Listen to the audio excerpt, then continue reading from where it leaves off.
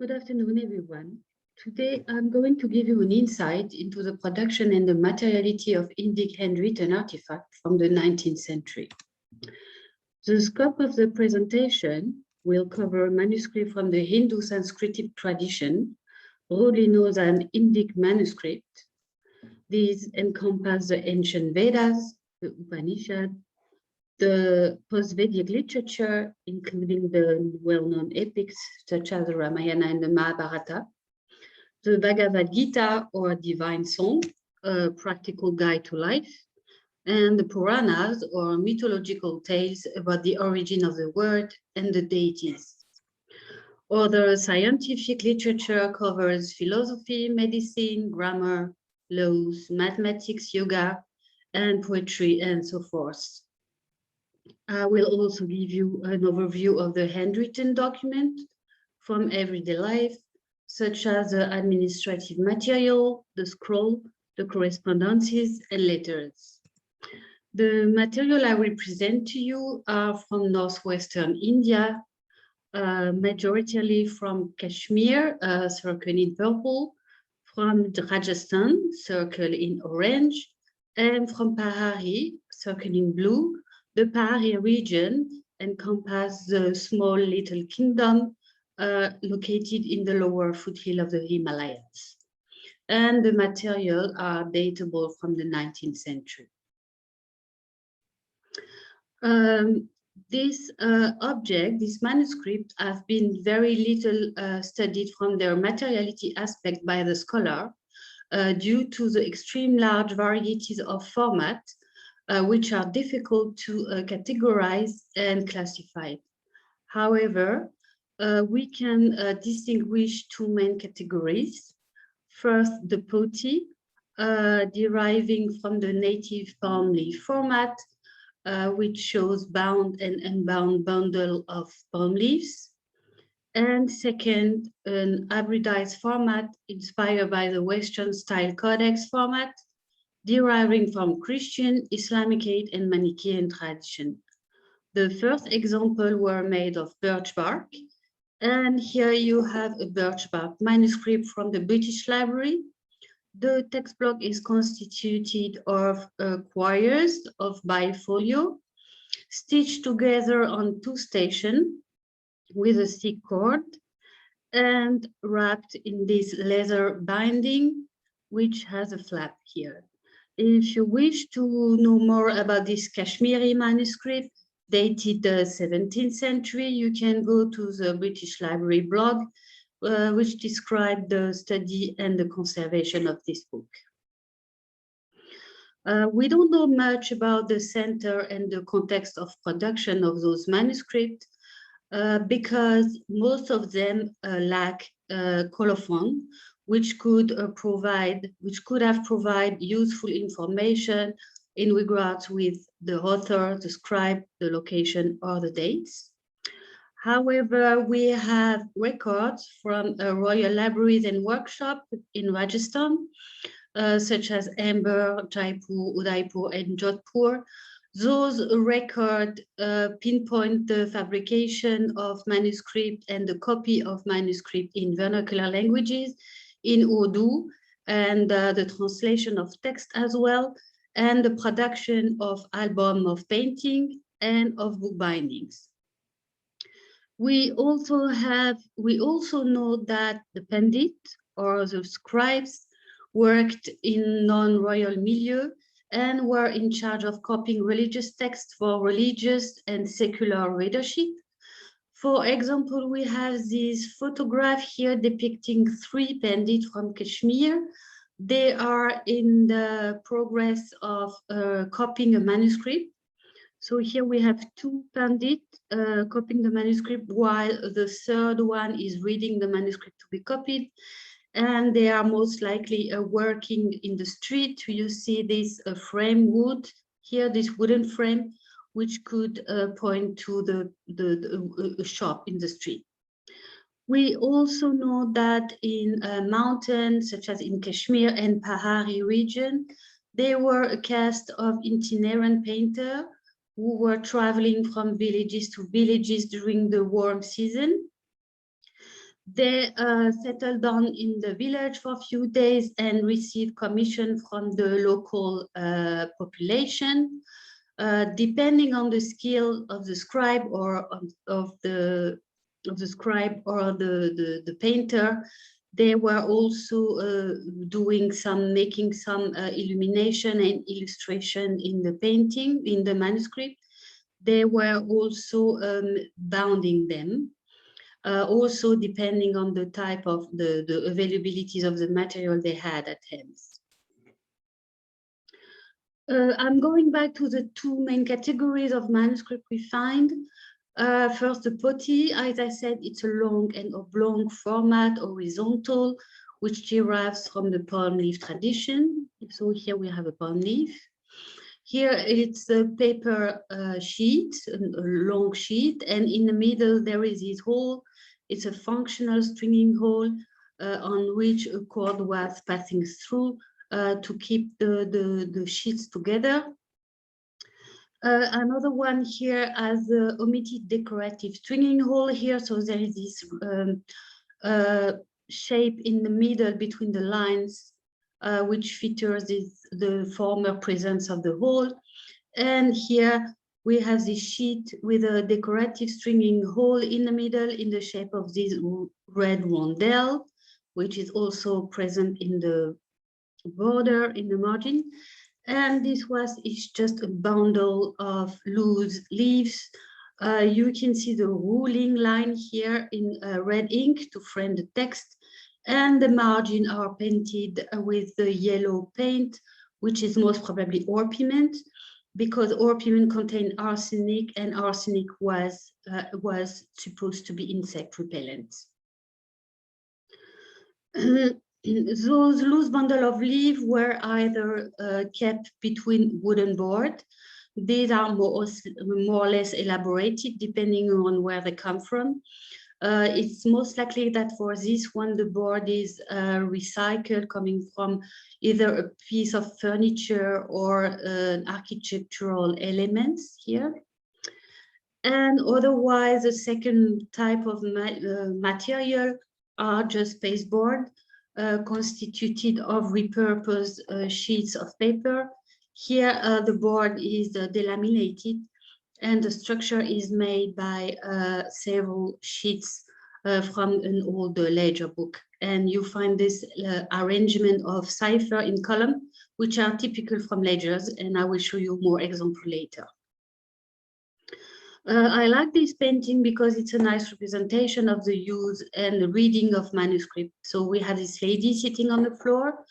Loose leaf she holds a loose leaf in her hand. The rest of the manuscript is sitting on this table, this low piece of furniture in wood. And there is this square piece of cloth, which is a cloth wrapper and serves to protect and wrap the book around.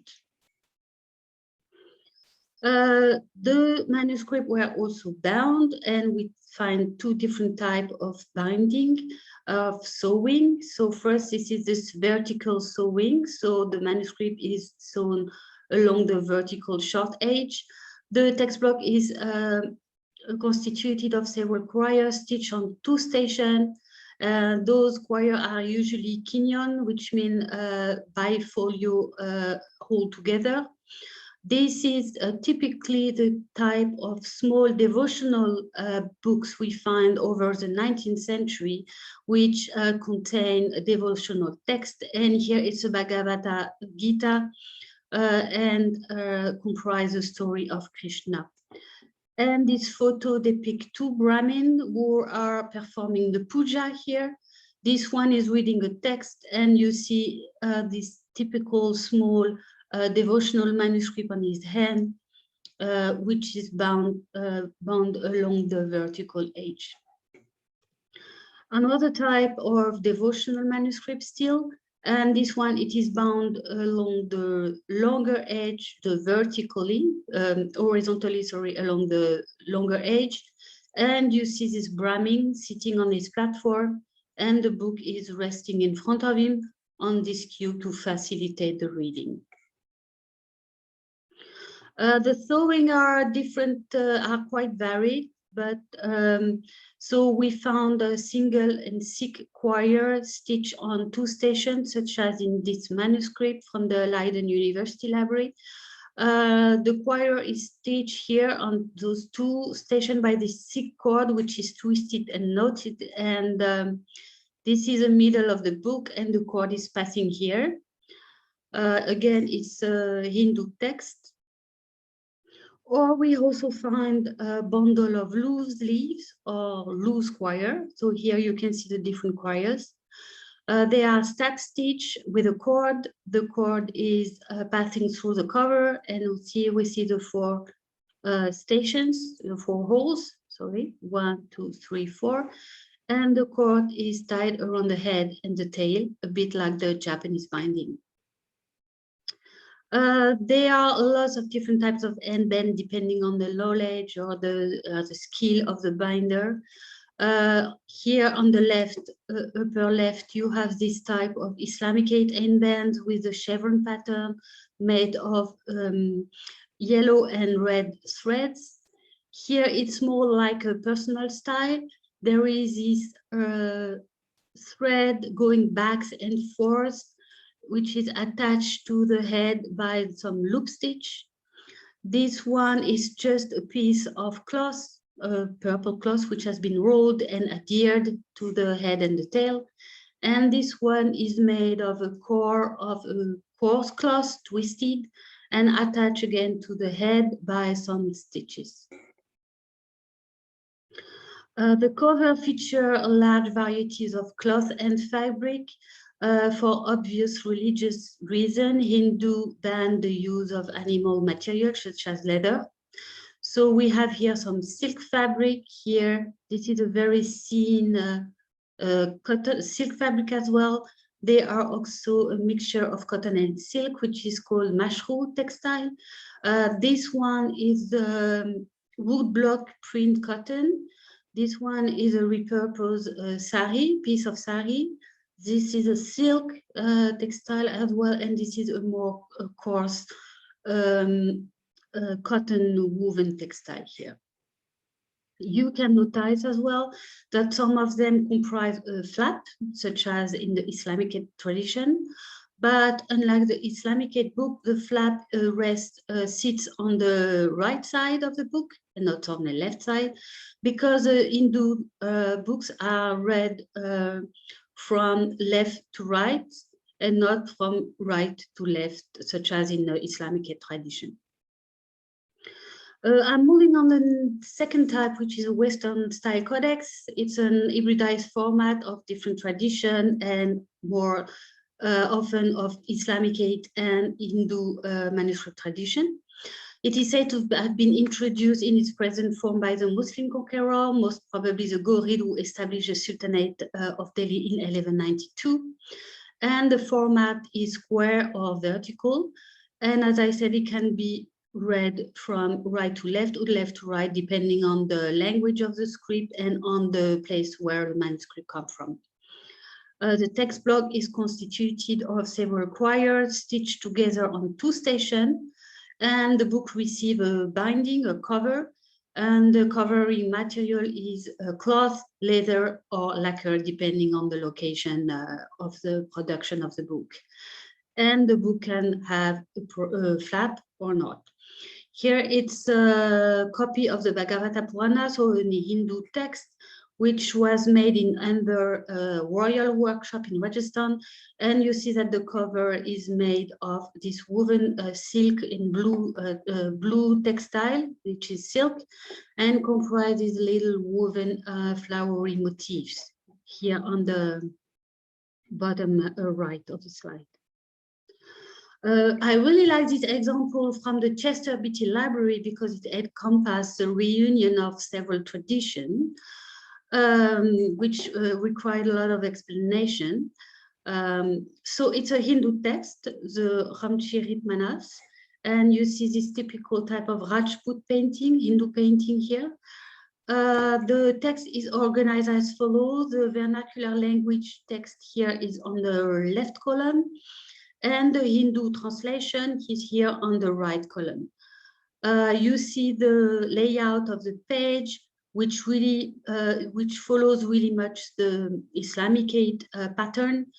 The text is organized in those two columns, as we find in Islamic books. And the cover shows this lovely silk textile with these little flowery motifs, and the flap, such as in Islamic tradition, sits on the left side of the upper board. This one as well emphasizes again the syncretism of those different traditions. It's a devotional text dedicated to Vishnu. The god Vishnu is here painted in blue, and this is his wife Lakshmi. The text is written in Sarada script. The Sarada script is typical from Kashmir, and it's surrounding by those very lovely illumination made of flowers. And the textbook is covered by this lacquer board, which are, made of papier-mâché and several layers of lacquer and painting. Lacquered object is very much a living handicraft from Kashmir, still alive today, and it was mostly performed by Muslim craftsmen. So here we have a picture of this Muslim at work, this Muslim craftsman at work. Now I'm moving on everyday handwritten documents, such as first the record books called bahikatas. These are account book, ledger, and registers, which record everyday life, the daily event of a community, as well as administrative and financial records. They are of oblong format. They are vertical, which means they are written vertically. They are stab stitch, and they are covered with a striped cloth cover, mostly of red color. And here we see Balwant Singh, which is a ruler from a small Pahari kingdom of Jasrotra, and he's probably recording events from his kingdom, his family, or from the accounting of the community on those books. And you see that he's writing sitting on the floor vertically on the sheet of paper. Another quite interesting example, this is from Punjab, and it shows a moneylender in the middle, and he's giving instruction to his assistant, who are writing on those huge, thick ledger books. Those books are bound with a red cover. They are folded in two to be stored, to be kept, and there is a cord around to wrap them and keep them close. You can see that with his attribute, this prominent belly and the thickness of those books, that the business of this moneylender is quite fruitful. Another leading example is this photo taken in Udaipur in Rajasthan, and you again see the position of the scribe who is writing in column in this ledger book. And here is a small painting made on a pipal tree leaf. It's most likely a production from the market, which was done for tourists. And you see that, again, the scribe is writing on this book, sitting on the floor, on the mat. The book sits on his laps. And this very much emphasizes the importance and the significance of this profession and of the scribe figure in the Hindu community. This is just from my personal collection to show you that there is actually no ruling system for the arrangement of cipher on the page. The pages are just folded in accordion along the length, and this long fold are serving as a ruling system to write the cipher and the number in those books. Here are some photos from my colleague Emma Fraser. She took them in Udaipur in Rajasthan, and you see that those books are bound with red leather. The decoration is just made with blind tooling and some roulettes, and they are sewn on 3 stations. The 3 holes are protected by those little rondelles, and they are sewn with this thick cord. And when you open the cover, the thread, the cord serve as a support to insert those loose notes of the counter. I told you that I was going to talk about the scroll here as an example of astrological scrolls. They were made by pandit or priest, and they were made for the horoscope of the newborn or for the astrological elements for a wedding, for example. It's a common feature to find on those scroll some diagram and devices, round devices, as well as those tables who comprise numbers. And those are predictions for the baby, or from the prosperity, or from the auspicious of a wedding. Other type of scroll feature the correspondences and the letter. Usually, as you can see in this painting, this lady is writing on this long sheet of paper. She's sitting on the floor. The sheet is sitting on her knee. And when you zoom in, you see in a pen box that there are 2 scrolls already, which are rolled up and tied with this little thread here. This one has been written already and is ready to be sent to their recipients. Now, to finish, I will talk about enclosure and ways of protection for those materials. The record I was mentioning before, the Hamburg workshop in Rajasthan, the record mentioned the fabrication of various enclosure systems, such as the jacket or dust cover made from cloth. They are called Desvergnes, and they were made of silk, cotton, or mix of both called mushroom. They were also making bags called taila and cases called jusban or sanduchi. For example, we have this painting coming from Punjab, middle of the 19th century, and it shows 2 priests. One is Hindu on the right, is reading a text to the Sikh priest on the left. The text is written on loose leaves of paper, and there is this little wooden box here next to him, which most likely store and comprise the rest of the text. These images are taken from the fabulous reportage documentary called Rajasthan, the Lamb of the Prophet, the soul of the prophet. This documentary reports the life of the Vishnu community in Rajasthan.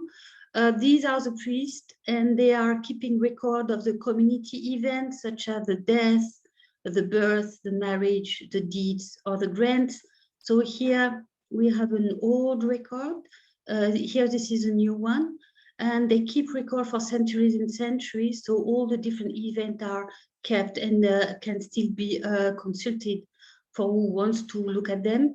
And first, those books are wrapped in those cotton cloths. There is a cord tied around them, and a second wrapper is made of this red cloth, and the red is a prophylactic color which was supposed to repel from insects and other intruders.